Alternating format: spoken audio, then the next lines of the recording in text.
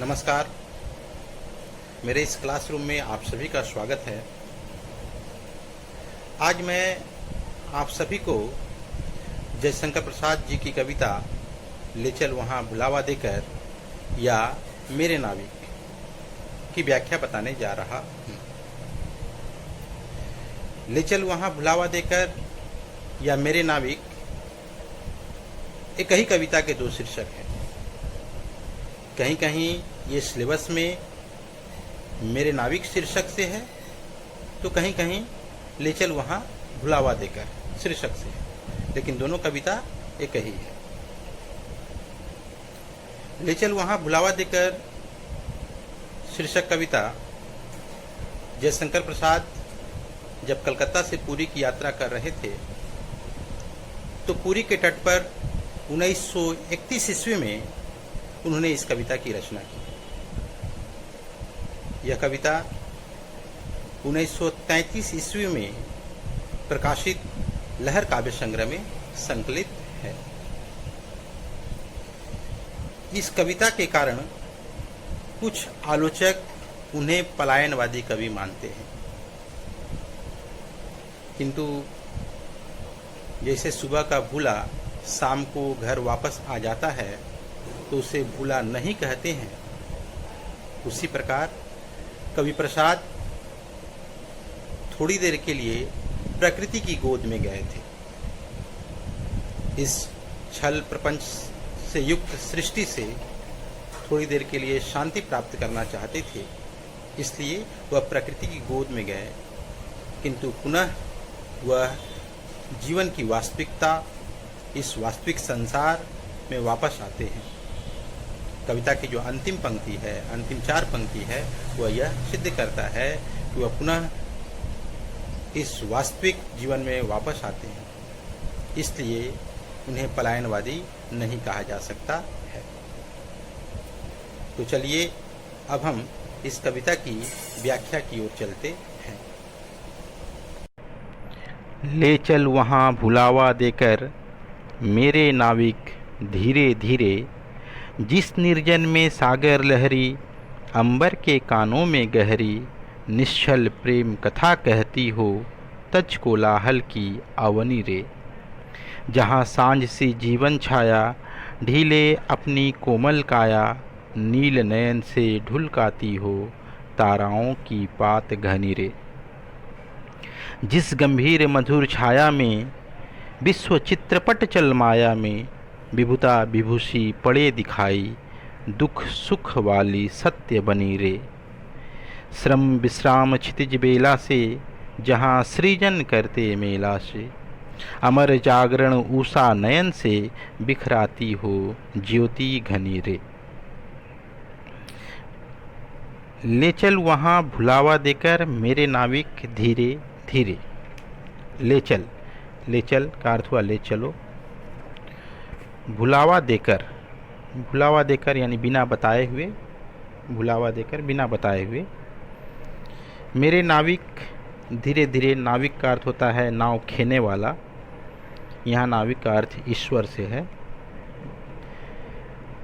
जिस निर्जन में सागर लहरी, निर्जन, निर्जन का अर्थ हुआ जहाँ कोई जन न हो, जहाँ कोई न हो, सुनसान भी कह सकते हैं। जिस निर्जन में सागर, सागर मतलब सागर, लहरी, लहरी मतलब लहरें, अंबर, अंबर का अर्थ हुआ आकाश, के कानों में गहरी, गहरी मतलब गहन भाव से या लगातार, निश्चल, निश्चल का अर्थ हुआ बिना छल कपट का या निष्कपट, प्रेम कथा कहती हो यानी प्रेम की कथा कह रही हो, तज, तज मतलब त्याग कर, कोलाहल, कोलाहल का अर्थ हुआ शोरगुल, की अवनी, अवनी का अर्थ हुआ पृथ्वी रे। पहले इसका अर्थ हम लोग देखते हैं। यहाँ पर कवि कहते हैं ले चल वहाँ भुलावा देकर मेरे नाविक धीरे धीरे। यहाँ कवि कहते हैं हे मेरे नाविक, तुम मुझे धीरे धीरे भुलावा दे करके एक ऐसे स्थान पर ले चलो। ले चल यानी ले चलो, वहाँ मतलब वहाँ भुलावा देकर, यानी भुलावा देकर के बिना बताए हुए मुझे ऐसे स्थान पर ले चलो मेरे नाविक धीरे धीरे। हे मेरे नाविक, हे मेरे खेवैया, हे ईश्वर, धीरे धीरे। तो लिखना तो इसका ये होगा कि कवि ईश्वर से प्रार्थना करते हुए कहते हैं कि हे मेरे नाविक, तुम मुझे धीरे धीरे भुलावा दे करके एक ऐसे स्थान पर लेकर चलो जिस निर्जन में सागर लहरी, जो स्थान निर्जन हो, जो स्थान निर्जन हो, अर्थात जहाँ कोई न हो। और साथ ही साथ कवि का शर्त यह है कि वह स्थान केवल निर्जन ही नहीं होना चाहिए बल्कि सागर के किनारे, स्थान सागर के किनारे होना चाहिए और जहाँ पर लगातार लहरें उत्पन्न हो रही हो। तो जिस निर्जन में सागर लहरी, कवि कहते हैं हे मेरे नाविक, तुम मुझे भुलावा देकर धीरे धीरे एक ऐसे स्थान पर ले चलो जो स्थान निर्जन हो और साथ ही साथ वह स्थान समुद्र के किनारे हो और जहाँ पर लगातार लहरें उत्पन्न हो रही हो। अंबर के कानों में गहरी निश्चल प्रेम कथा कहती हो, तज कोलाहल की अवनीरे। और वो लहरें आकाश के कानों में गहन भाव से या लगातार अपने छल कपट से रहित या निष्कपट प्रेम कथा कह रही हो। तज कोलाहल की अवनीरे, इस धरती पर जो संपन्न होने वाले शोरगुल है, छल कपट है, उन छल कपट को त्याग कर अपनी प्रेम कथा को कह रही हो, मुझे ऐसे स्थान पर ले चलो। इसको फिर से हम लोग एक बार देखते हैं। इसको इस तरह से कुल मिलाकर, चारों पंक्ति को इस तरह से मिलाकर इसका अर्थ होगा कि कवि ईश्वर से प्रार्थना करते हैं कि हे मेरे नाविक, मुझे धीरे धीरे भुलावा दे करके एक ऐसे स्थान पर लेकर चलो जो स्थान निर्जन हो, साथ ही साथ वह स्थान समुद्र के किनारे हो और जहाँ पर लगातार लहरें उत्पन्न हो रही हो और वो लहरें इस धरती पर संपन्न हो रहे छल कपट शोरगुल, इन सारे चीज़ों को त्याग कर आकाश के कानों में निष्कपट भाव से अपनी प्रेम कथा कहती हो, मुझे ऐसे स्थान पर लेकर चलो। पुनः आगे कवि कहते हैं, जहाँ सांझ सी जीवन छाया, ढीले अपनी कोमल काया, नील नयन से ढुलकाती हो ताराओं की पात घनी रे। जहाँ सांझ, सांझ का अर्थ हुआ संध्या, सी मतलब समान, जीवन छाया, जीवन छाया, जीवन की छाया, ढीले, ढीले मतलब ढीला पड़ना या थका हुआ, अपनी कोमल काया, कोमल का अर्थ हुआ कोमल, काया मतलब शरीर, नील नयन, नील नयन मतलब नीला नेत्र, से ढुलकाती हो, ढुलकाती मतलब ढुलका रही हो या बिखेर रही हो, ताराओं की पात घनी रे। ताराओं, ताराओं मतलब तारा, ताराओं की पात, पात मतलब पंक्ति, घनी मतलब घने मात्रा में या अधिक मात्रा में। यहाँ पर कवि कहते हैं कि हे मेरे नाविक, तुम मुझे भुलावा देकर धीरे धीरे एक ऐसे स्थान पर ले चलो जहाँ जीवन की छाया संध्या के समान हो, यानी जीवन की छाया संध्या के समान हो, यानी जैसे संध्या की कोमल काया भी दिन भर काम करने के कारण थकी हुई सी प्रतीत होती हो, मानो वह सारे दिन काम करने के उपरांत थक गई हो और थकान उसके शरीर पर प्रभाव दिखा रही हो, जिसके कारण उसकी चुस्ती समाप्त हुई हो। नील नयन से ढुलकाती हो ताराओं की पात घनी रे। इसी कारण वह अपने नील नयनों से ताराओं रूपी आंसुओं को ढुलका रही हो मुझे ऐसे स्थान पर ले चलो। इसको हम इस तरह भी कह सकते हैं कि कवि कहते हैं कि हे मेरे नाविक, तुम मुझे भुलावा देकर धीरे धीरे एक ऐसे स्थान पर ले चलो जहाँ पर जीवन की छाया संध्या के समान हो। यानी जिस प्रकार संध्या दिन भर काम करते हुए थक गई हो और उसकी काया ढीली पड़ गई हो, ठीक उसी प्रकार व्यक्ति भी सुबह से शाम तक काम करने के उपरांत थक गया हो और उसकी थकावट उसके शरीर पर दिख रहा हो, और जब वह विश्राम करने के लिए जा रहा हो, जब वह विश्राम कर रहा हो, तब वह अपने नेत्रों के माध्यम से अनगिनत स्वप्न देख रहे हों, मुझे ऐसे स्थान पर ले चलो। जिस गंभीर मधुर छाया में विश्व चित्रपट चल माया में विभुता विभूषी पड़े दिखाई, दुख सुख वाली सत्य बनी रे। कवि कहते हैं जिस गंभीर मतलब गंभीर, गहन, गहरा, मधुर मतलब मधुर, छाया में, छाया का अर्थ हुआ छाया में, विश्व यानी संसार, चित्रपट का अर्थ हुआ चलचित्र, चल माया यानी माया का अर्थ हुआ माया, विभुता का अर्थ हुआ व्यापकता, विभु का अर्थ हुआ ब्रह्मा, सी पड़े दिखाई, सी मतलब समान, पड़े दिखाई, दुख सुख वाली सत्य बनी रे, दुख सुख वाली सत्य बनी रे। यहाँ पर कवि कहते हैं कि हे मेरे नाविक, तुम मुझे भुलावा देकर एक ऐसे स्थान पर लेकर चलो जहाँ की छाया गहन हो। जिस गंभीर मधुर छाया में, यानी जो छाया हो, छाया गंभीर हो, गहरा हो, गहन हो, और गहन होने के साथ ही साथ वह मधुर हो। यानी कवि कहते हैं हे मेरे नाविक, मुझे भुलावा देकर तुम मुझे एक ऐसे स्थान पर ले चलो जहाँ की छाया गहन हो और साथ ही साथ मधुर हो। और जिस गहन और मधुर छाया में बैठ कर के, यानी मैं ऐसे स्थान पर लेकर चलो जहाँ की छाया गहन और मधुर हो, और उस गहन और मधुर छाया में बैठकर विश्व चित्रपट चल माया में, यानी इस विश्व को मैं एक चित्रपट के समान, एक चलचित्र के समान मैं देख सकूं, और यह जो विश्व में जो माया है उस माया को मैं बैठकर अच्छी तरह से समझ सकूं। कहने का अर्थ है कि जैसे जब हम कोई चलचित्र देख रहे होते हैं तो उसमें जो सारी घटनाएं होती है, उस सारी घटनाओं को हम अच्छी तरह से समझ पाते हैं।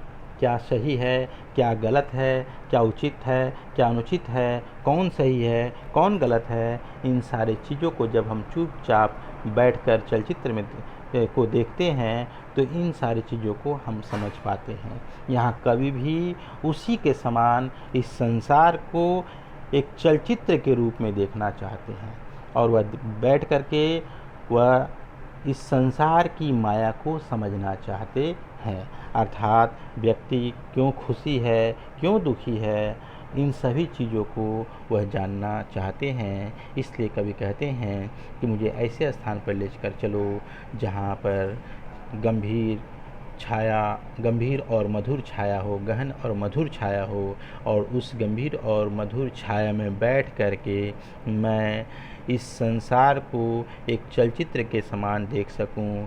इस संसार की जो माया है उस माया को मैं अच्छी तरह से समझ सकूं। यहाँ पर कोई व्यक्ति दुखी क्यों है, कोई व्यक्ति सुखी क्यों है, कोई अमीर क्यों है, कोई गरीब क्यों है, इन सारे चीज़ों को मैं अच्छी तरह से समझ सकूं। पुनः कवि कहते हैं विभुता विभूषी पड़े दिखाई, दुख सुख वाली सत्य बनी रे। विभुता विभूषी पड़े दिखाई, और जो विभु की जो विभुता है, विभु का अर्थ हुआ ब्रह्मा, अर्थात ब्रह्मा की जो व्यापकता है उस व्यापकता विभुता विभूषी पड़े दिखाए, और जहाँ पर बैठ कर के मैं ब्रह्मा जिन्होंने इस सृष्टि की, इस व्यापक सृष्टि का निर्माण किया, उनके द्वारा निर्मित इस व्यापक सृष्टि को मैं देख सकूं।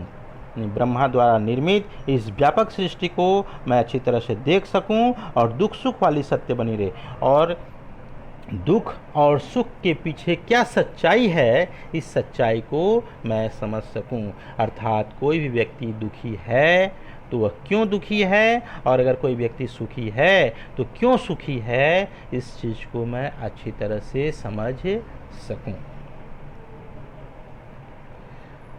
पुनः कवि आगे कहते हैं, श्रम विश्राम क्षितिज बेला से, जहाँ सृजन करते मेला से, अमर जागरण उषा नयन से, बिखराती हो ज्योति घनी रे। श्रम का अर्थ हुआ श्रम, मेहनत, परिश्रम। विश्राम का अर्थ हुआ आराम। क्षितिज, क्षितिज बेला, क्षितिज का अर्थ हुआ जहाँ धरती और आकाश एक दूसरे से मिलता हुआ दिखाई दे रहा हो। बेला का अर्थ हुआ समय से, जहाँ सृजन, सृजन का अर्थ हुआ निर्माण करते मेला से, मेला का अर्थ हुआ भीड़ या अधिक मात्रा में। अमर जागरण, अमर मतलब अमर, जागरण मतलब जागृति। उषा, उषा सूर्य की किरणें। नयन से नेत्रों से, बिखराती हो, बिखराती हो मतलब बिखेर रही हो। ज्योति घनी रे, ज्योति का अर्थ हुआ प्रकाश, घनी मतलब अधिक मात्रा में, रे मतलब रे। यहाँ पर कवि कहते हैं कि हे मेरे नाविक, तुम मुझे भुलावा देकर धीरे धीरे एक ऐसे स्थान पर ले चलो जहाँ श्रम और विश्राम में क्षितिज के समान समानता हो। कहने का अर्थ है कि जिस प्रकार धरती और आकाश एक दूसरे से समान भाव से मिलते हुए दिखाई दे रहे हों, उसी प्रकार श्रम और विश्राम में भी समानता हो। कवि कहते हैं कि मुझे धीरे धीरे एक ऐसे स्थान पर ले चलो जहाँ श्रम और विश्राम में क्षितिज के समान समानता हो, अर्थात व्यक्ति जिस अनुपात में श्रम करता हो उसे उसी अनुपात में विश्राम भी करने को मिलता हो। मुझे ऐसे स्थान पर ले चलो, अर्थात श्रम और विश्राम में तनिक भी असमानता न हो, दोनों में समानता हो। मुझे ऐसे स्थान पर ले चलो जहाँ सृजन करते मेला से, जहाँ सृजन का कार्य मेला के समान हो रहा हो, यानी अधिक मात्रा, जहाँ सृजन का कार्य अधिक मात्रा में हो रहा हो, और अमर जागरण उषा नयन से, और उषा अपने नेत्रों से अमर जागरण का संदेश दे रही हो, और बिखराती हो ज्योति घने रे, और घने मात्रा में ज्योति को, प्रकाश को बिखेर रही हो। मुझे ऐसे स्थान पर ले चलो।